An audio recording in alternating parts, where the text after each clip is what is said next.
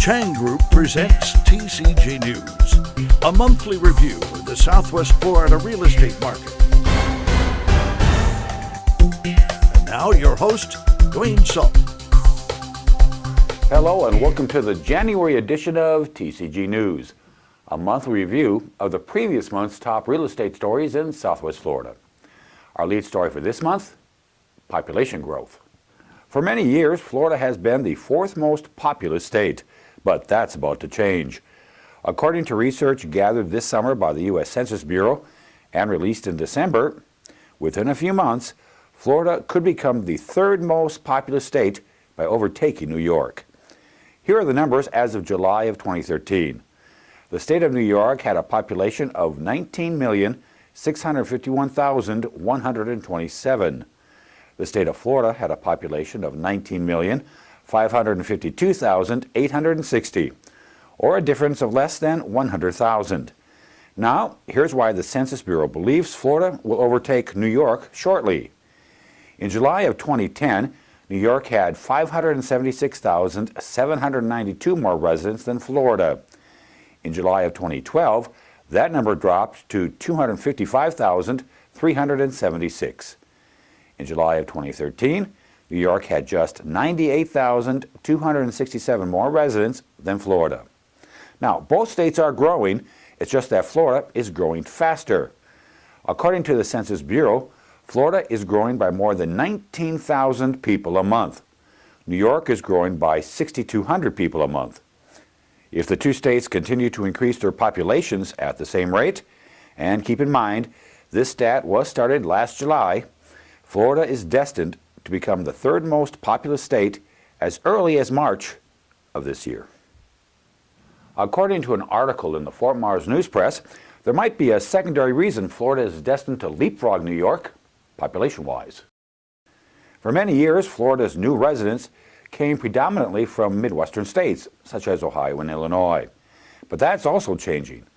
According to the article, Florida's new population boom is increasingly being fed by affluent residents from the Northeast, especially New York.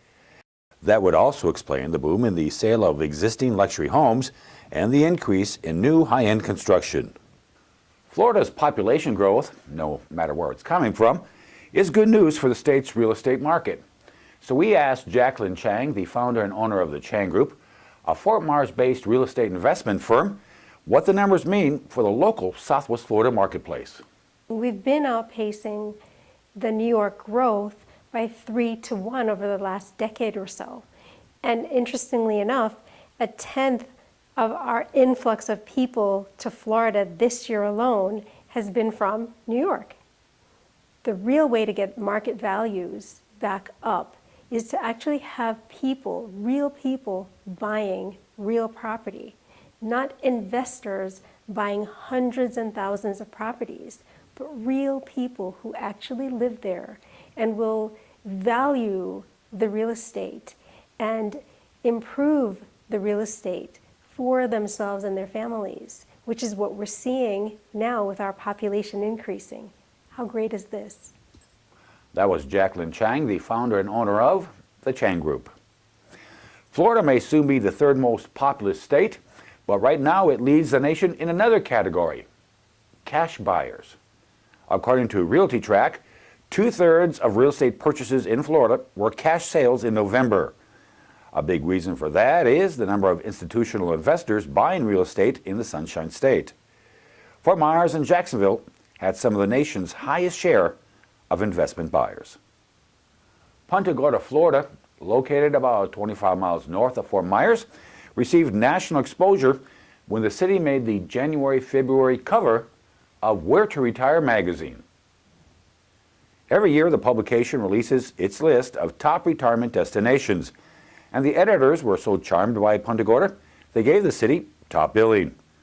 According to managing editor Annette Fuller, Punta Gorda possesses qualities important to today's retirees, including waterfront parks and properties, miles of scenic bike paths, free boat ramps with access to Charlotte Harbor and Peace River, free downtown parking, a free loaner bike program, and fun family activities throughout the year. At the end of this newscast, we're going to profile a park in downtown Punta Gorda. The number of foreclosure lawsuits filed in Lee County dropped significantly in 2013. According to the Southwest Florida Real Estate Investors Association, as reported by the Fort Myers News Press, 4,212 homes fell into foreclosure last year. That compares to 7,600 in 2012, or a drop of 45%. There's additional good news in Lee County in regards to foreclosures. Although Florida still leads the nation in foreclosure filings, when it comes to the county-by-county breakdown, Lee County is nowhere near the top of that list. According to Realty Track, Jacksonville leads the top 10 list with 1 in every 288 homes falling into foreclosure. In comparison, Lee County, which was a former leader in foreclosures, had a rate of 1 foreclosure per every 673 homes. Collier County also did very well with just 1 in every 767 homes falling into foreclosure. For the record, in Florida, 1 in every 392 homes received a foreclosure filing, so Lee County and Collier counties are faring pretty well as we start 2014. The number of single-family home permits pulled in Lee County in 2013 were also very positive. According to the same article in the Fort Myers News Press, 2,386 permits were pulled last year. That compares to 1,707 in 2012, or a 40% spike. Every month we take a tour of a for-sale home in Southwest Florida. This month we're going to review 3 previous homes still for sale, and all in very desirable locations in or near Cape Coral. The first home we'll tour is on Jolly Road. This totally renovated 3-bedroom, 2-bath plan has more than 2,000 total square feet, and that includes a great screen-enclosed pool. What a great place to relax. The living room measures 19 by 11 feet, and there's a separate dining area. The kitchen is open to the living room and has an incredible 12 cabinets. The master bedroom measures 13 by 10 feet and has direct access to the pool. The master bath is also a very good size. This pool home on Jolly Road is priced at just $110,000. Our second home, located on Southwest 19th Terrace, is a 3-bedroom, 2-bath plan with more than 2,100 total square feet. Nearly every room in this home has wood laminate flooring, including the formal 14 by 15 foot living room. Nearby is a separate family room. It measures 13 feet wide and 18 feet long. And there's also a formal dining room with bay-shaped wall. The master suite is very large, as is the master closet. On the opposite end of this home are the 2 guest bedrooms. This home with cathedral ceiling is priced at only $145,000. For our final stop on our Cape Coral tour, we'll visit this home located on Southeast 33rd Street. This newly renovated 3-bedroom, 2-bath plan has more than 2,400 total square feet and sits on a corner lot with a canal view. The living room measures 14 by 13 feet and features an 11.5-foot high cathedral ceiling. Located on the opposite end is the dining area. It's conveniently located adjacent to the gourmet kitchen, complete with an entire appliance package.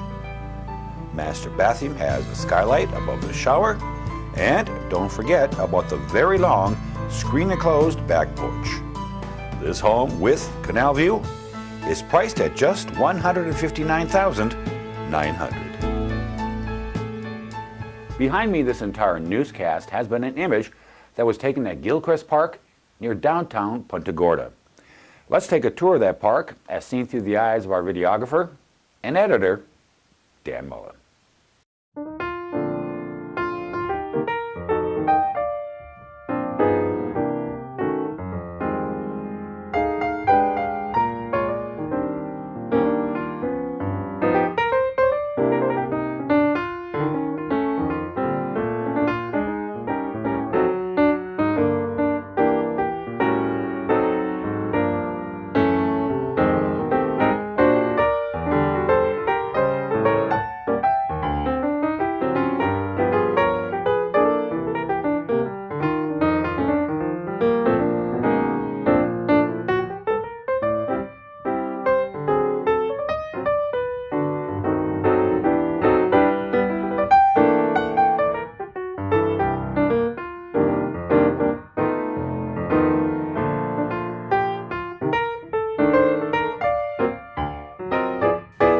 Punta Gorda, Florida.